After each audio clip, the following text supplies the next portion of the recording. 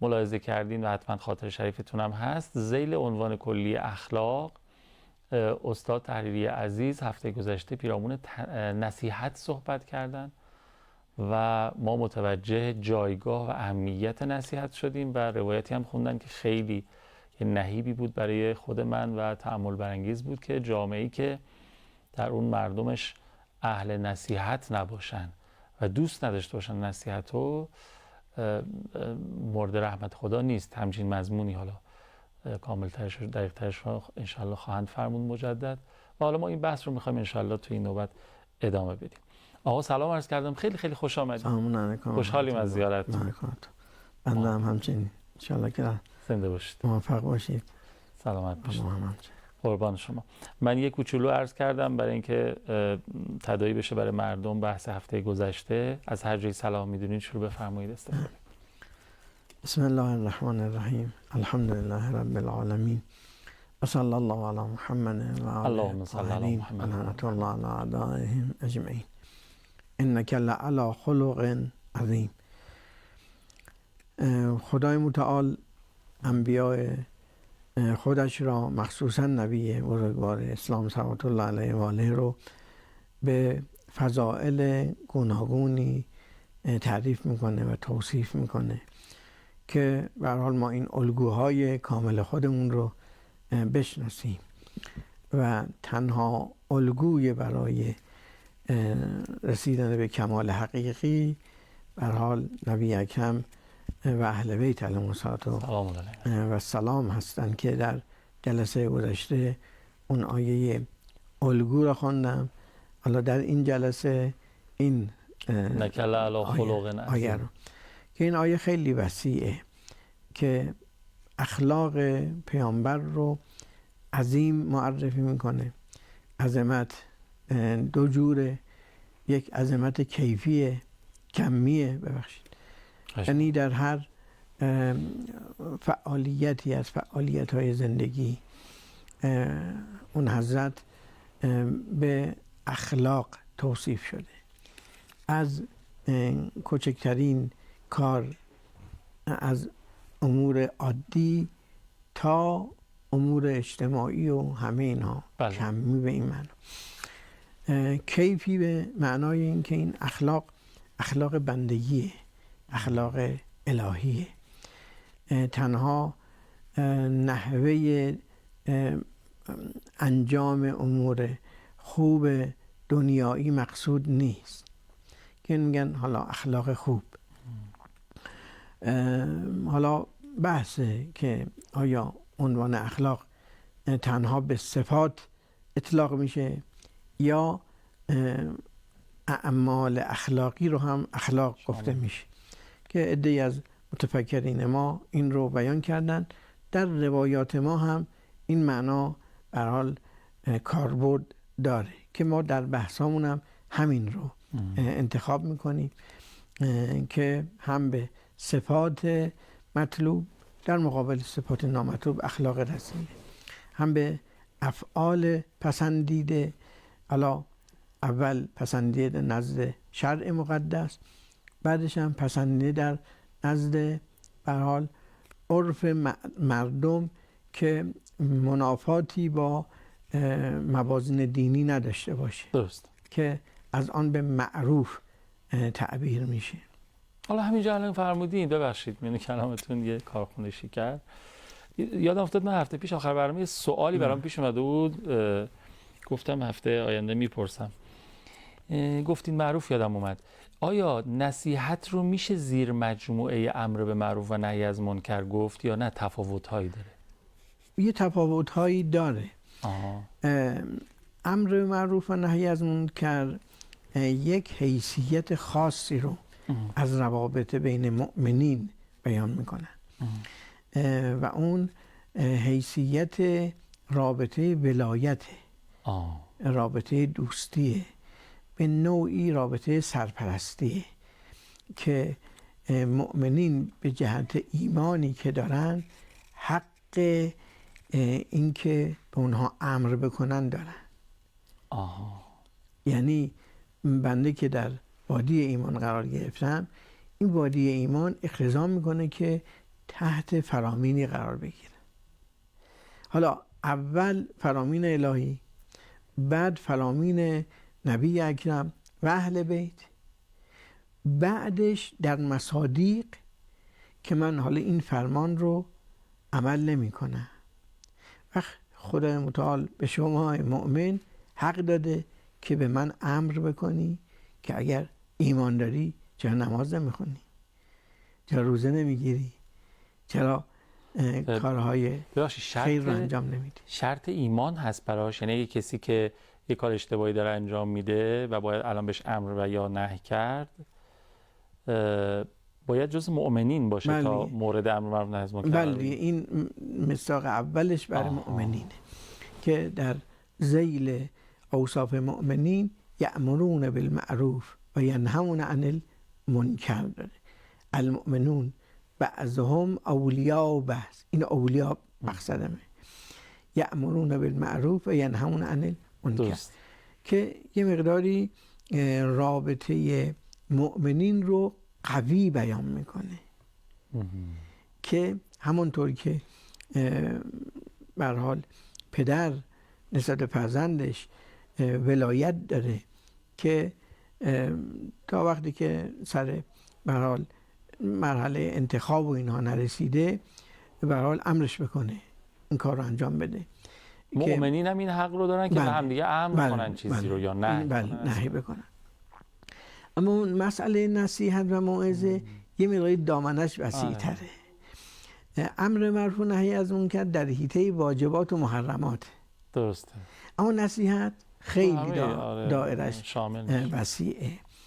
لذا چون انسان حدش به انجام واجبات و ترک محرمات محدود نمیشه. درست. خیلی ما روابط زیادی داریم که مباحات یک امر به هر حال به حسب ظاهر مباحه اما مطلوب نیست برای من. شما این رو میدونی، نصیحت هم میکنی. از باب همون خیرخواهی که فرمودید، از باب مشورت دادن مثلا دکتر نسبت به بیمار مریض. خب اینجا منفعتی نداره دکتر، این خیر او رو میخواد، تشخیص میده که به هر حال این خیرشه، میاد نوعی مثلا رابطه مریض با دکتر رابطه مشورته اما در درونش نصیحت خوابیده. بله بله. که به هر حال ما تشخیص دادیم که این دکتر وارد نسبت به مرض و وارد به اون دوایی که این مرض رو برطرف میکنه. این پیشش میگیم آقا به ما نصیحت کن چیکار کنی. که میگه اگر استفاده نکنی خودت ضرر میکنی، اگر استفاده بکنی خودت هم منفعت میبری. ماهیت نصیحت اینه. بنابراین همونطور که عرض کردم انسان یک ظرفیت وسیعی داره، هم به هر حال خودش هم در روابط اجتماعی. لذا خاصا در همه این روابط انسان اون نکته های اخلاقی رو مراعات بکنه. لذا نصیحت این سعه رو داره و نصیحت کننده باید اول آگاه باشه به نصیحت. دوم اینکه ظرفیت طرف مقابل رو درک بکنه، چقدر ظرفیت داره. این خیلی مهمه. خیلی مهمه. بله. چون نتیجه معکوس ممکنه بده. بله دیگه. حال پدر ظرفیت فرزند رو درک نکنه، خودش میخواد مثلا فرزندش دکتر بشه اما این علاقه نداره. باید ببینیم که علاقه به چه چیزی داره، هنر داره، چه علم دیگه ای داره. این میشه نصیحت. من میگم نه حتما باید تو این راه رو بری، چون من خودم میخواستم برم نتونستم، حالا در تو میخوام این متجلی بشه مثلا. این گاهی هم به عنوان نصیحت جلوه میکنه اما نه واقع نصیحت نیست، خیرخواهی نسبت به او و این که اساساً اون خیر چیه نخواد به مشکل بخوره. آره اول تشخیص درست رو به خیر بدیم، چون گاهی شخص به حسب ظاهر داره خیرخواهی میکنه اما باطناً او رو میخواد نابودش بکنه. مثل میگن دوستی خال خیر. شیطان همین کار کرد دیگه. نسبت به حضرت آدم و حوا علیهم السلام آمد در بهش گفت که من انی لکما لمن الناصحین. خیلی هم تأکید کرد با ان لمن الناصحین. اینا خیلی تعبیرات ادبی خیلی خاصی است که تأکید رو میرسونه. خب اینجا باید شخص توجه داشته باشه، یعنی من خیر شما رو میخوام، دارم نصیحت میکنم، ولی که اگه میخواید همیشه اینجا باشید اینو بخورید. خدا فرمود قبلش اگر میخواهید همینجا باشید این رو نخورید. خب اینجا ما باید بفهمیم که نصیحتگر واقعی کیه. چقدر مهم میشه اونی که واقعا درک واقعیه و منفعتی هم نبره و نخواد ضرری برسانه، اون خیر انسان رو بخواد. شیطان ضرر رو میخواست، چون خودش رانده شده بود، میخواست شریک پیدا بکنه. لذا حالا همین مقدار هم که از بهش اینا خارج بشن بر من غنیمته. لذا اول خلقت گفت من این آدم و فرزندش رو تا قیامت حتما منحرف میکنم. منتها از خود حضرت آدم هم یه نصیبی به حال داشت، گناه نکرد حضرت آدم علیه السلام. خود متعال فرمود به هر حال بهتری که این به حال گندم رو نخوری. امر مولوی گفتن نبود که انبیاء علیهم السلام معصومن، ترک اولا بود. اون هم نصیحت بود، اما توجه بحث ما اینه که ما باید اون عقلمون رو به کار ببندیم، اون نصیحتگر واقعی رو که خیر واقعی انسان رو میخواد، نمیخواد ضربه بزنه به انسان، اون رو بشناسیم. الان هم دیگه می‌بینیم در جامعه ما این مسائل به هر حال رخ میده دیگه، شبکه‌های مجازی و این قبیل مسائل، مخصوصا حالا انتخابات که به هر حال گذشت و تو این انتخابات چه به هر حال برنامه‌هایی رو اجرا کردن که ما به هر حال نریم به طرف رأی دادن و شرکت نکردن، اما امت اسلامی ما الحمدلله تشخیص میدن. 45 سال ضربه هایی که از ناحیه این دشمنان خوردن رو دیدن. لذا اینا رو باید هی توجه داشته باشیم که هر نصیحتی که از بزرگان به هر حال حکومتی، مقام معظم رهبری ما میبینیم که در عمل هم داره این پیاده میشه، اون خیر پیاده میشه. این میشود نصیحت واقعی که هم سخن راهنموده به خیره، هم عمل در جهت رسوندن به خیر. اصلا همین الگوی دیگه، همین در واقع نمایشیه که ما ازش الگو بگیریم و عبرت بگیریم تو زندگیامون، که شیطان میاد به آدم ابوالبشر میگه که آقا من از ناصحینم، من خیر تو رو میخوام و اینا. و اگر ماها تشخیص ندیم خیرخواهی واقعی اون نصیحت کننده رو، چه بسا با این باعث خروج ما از بهشت بشه. اصلا خیلی که شده دیگه. و همین الان به تعبیر شما ماها در معرض هزاران، صدها هزار نصیحت کننده هستیم، حالا در فضای واقعی، در فضای مجازی، که باید تشخیص بدیم. این اهمیت بحث رو خیلی مردم بیشتر روشن میکنه و نظر من خیلی بیشتر دقت بکنیم به فرمایشات از این به بعدشون، حتی که تشخیص بدیم که نصیحت کننده واقعی کی هست و کی دقیقاً خیر ما رو میخواد. خدا خیرتون بده. ما یه فاصله بگیریم، برگردیم باز سراپا گوش خواهیم بود. بفرمایید. خواهش می‌کنم. اللهم صل علی محمد و آل محمد و عجل فرجهم. بی نهایت سپاس فراوان از بابت همراهیتون. داریم نکته و نکات خیلی خیلی مهمی رو پیرامون موضوع نصیحت که همون در واقع در ادامه خیرخواهی سر میزنه از آدما میشنویم از استاد تحریری عزیز و به نظرم بحث خیلی مهمی هست. آقا در خدمتیم.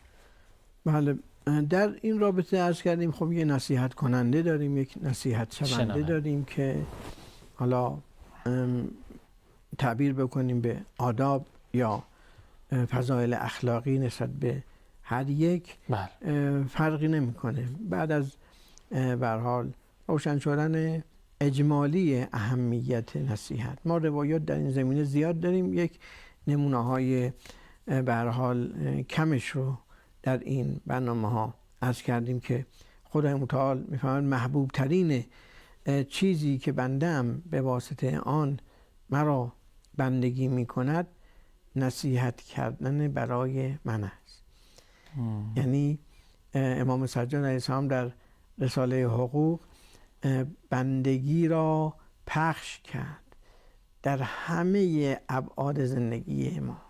یعنی این یک لطافت بسیار بالایی داره، این که محور کارهای ما اون ارتباط خازانه با خدای متعال باشه که خدای متعال بالاترین نصیحتگره.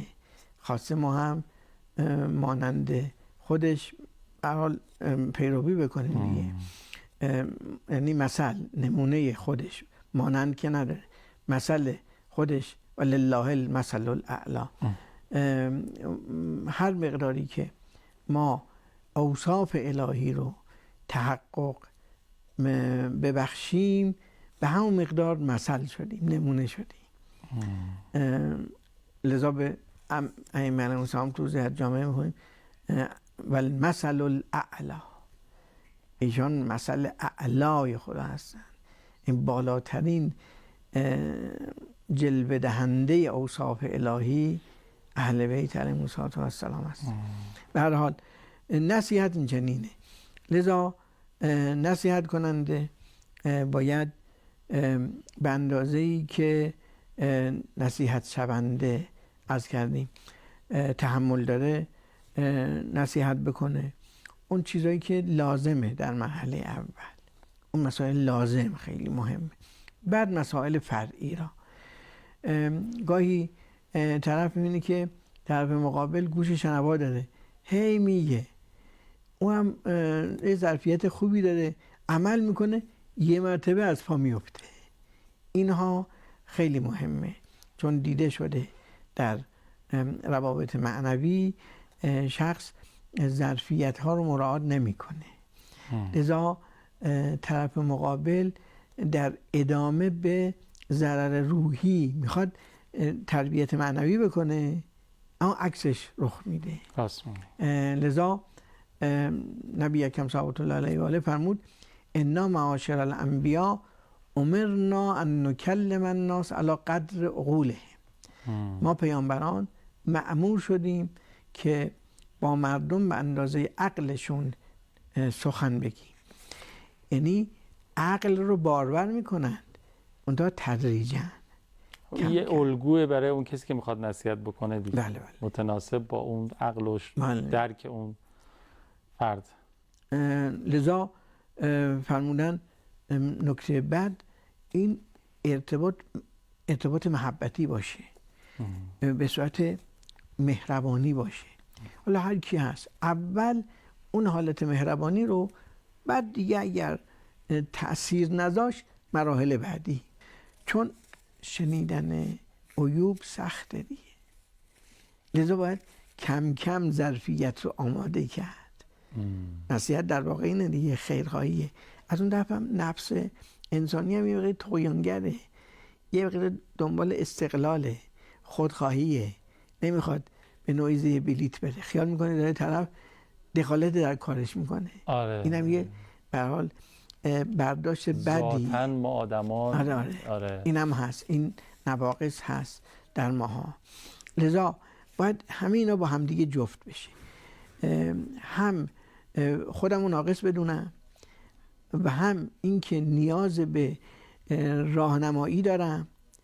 و نصیحت یکی از موارد مهم راهنماییه، اونجا با اون خصوصیات که عرض کردیم که ناصح باید چه ویژگی ها رو داشته باشه.